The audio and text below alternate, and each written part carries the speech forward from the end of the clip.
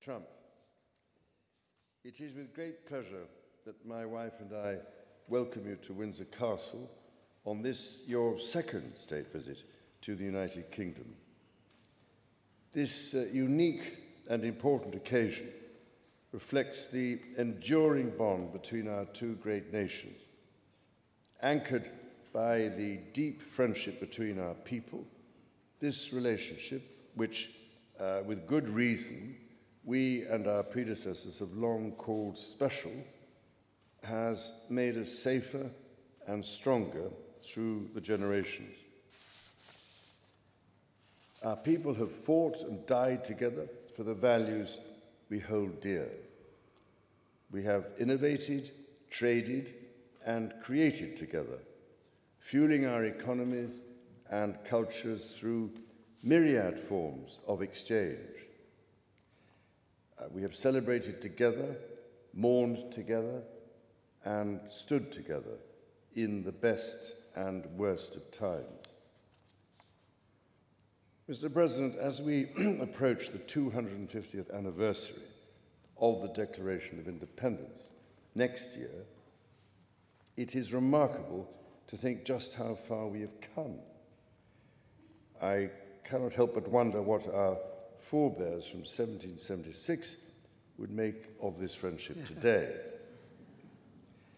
The rebel commander and pioneering first president, George Washington, famously vowed never to set foot on British soil.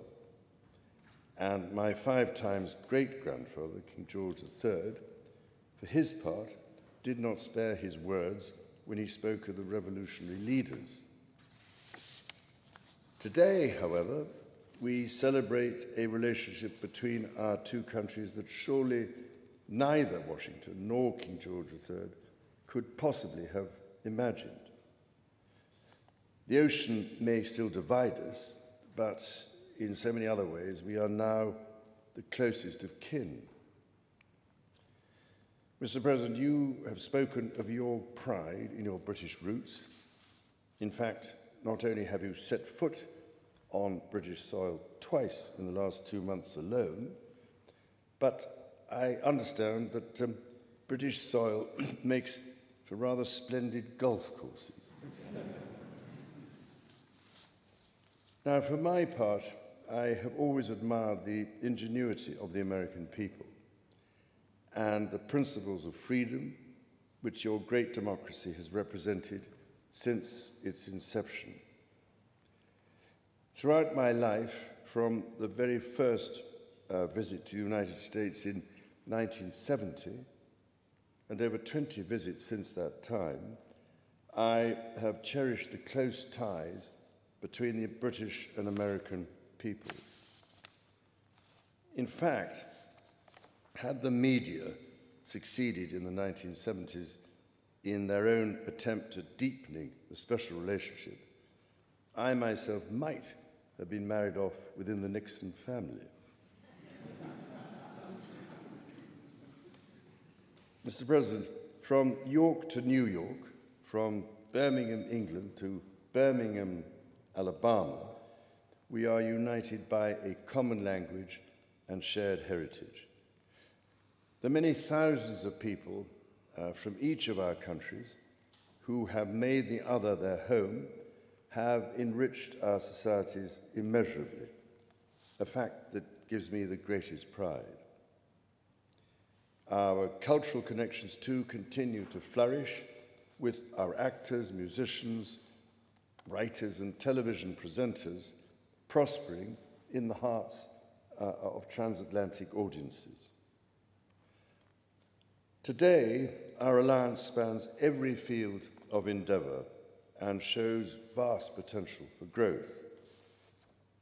The United Kingdom was your partner in the first trade deal of your administration, Mr. President, bringing jobs and growth to both our countries. And no doubt we can go even further as we build this new era of our partnership. Our two nations have an exceptional legacy of shared discovery.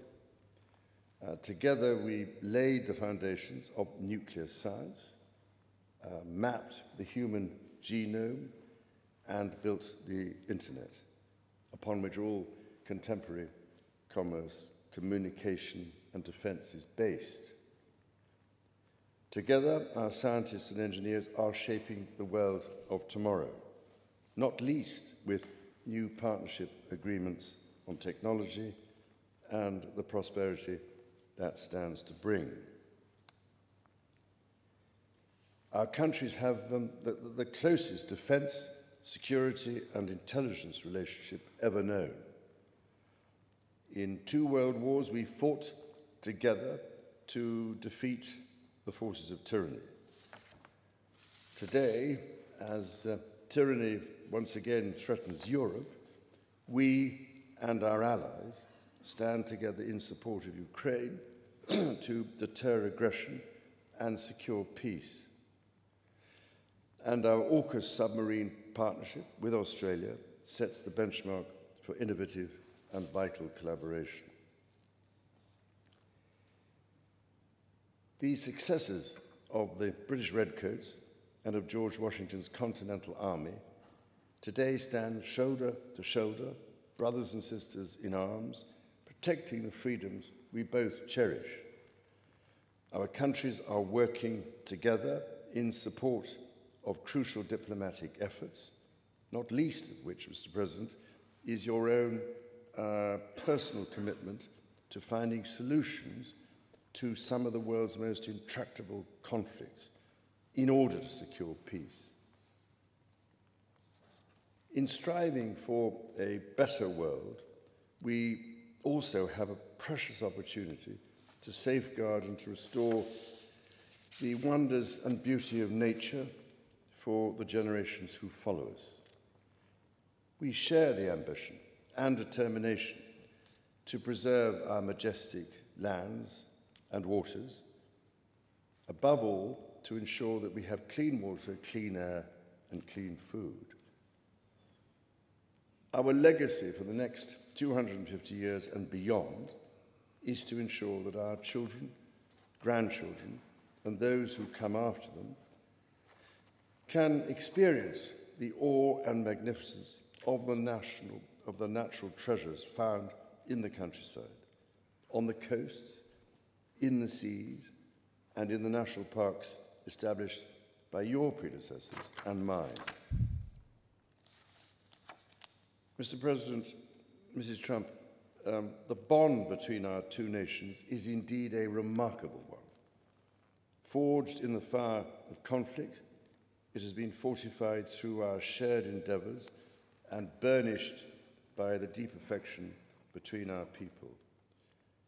Tested time and again, it has borne the weight of our common purpose and raised our ambition for a better world. So, in renewing our bond tonight, we do so with unshakable trust in our friendship and in our shared commitment to independence and liberty. Therefore, as we celebrate this unparalleled partnership, allow me to propose a toast to President Trump and the First Lady, and to the health, prosperity, and happiness of the people of the United States of America.